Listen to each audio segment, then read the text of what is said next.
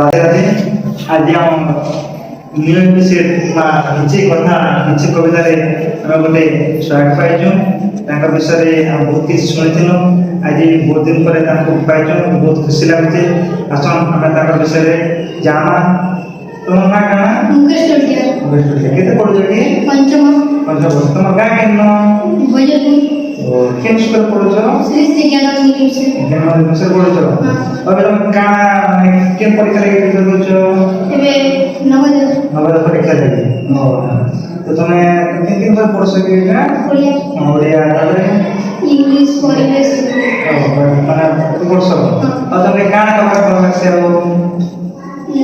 लगवा के और खेल खेल सकते हैं और किन खेल वाला से कबड्डी वाला से अब गीत गीत ले है ना तो तुम बॉडी का काना करबा चाहो जो डॉक्टर वाला है তাহলে অনেক জায়গা পেয়েছিল মানে বহুত সুন্দর লাগলো। এটা ছোটে ছোটিয়া ভিডিও তো এই বাবু বড় হলে চাহুଛନ୍ତି ସେ ଡକ୍ଟର ହେବେ ଆଉ ତାଙ୍କ ଯେ ଭାବବା ଯେ ସ୍ୱପ୍ନ ଅଛି ସେ ସ୍ୱପ୍ନ ପୁରା କରିବା ଲାଗି ସେ ଚାହୁଁଛୁ।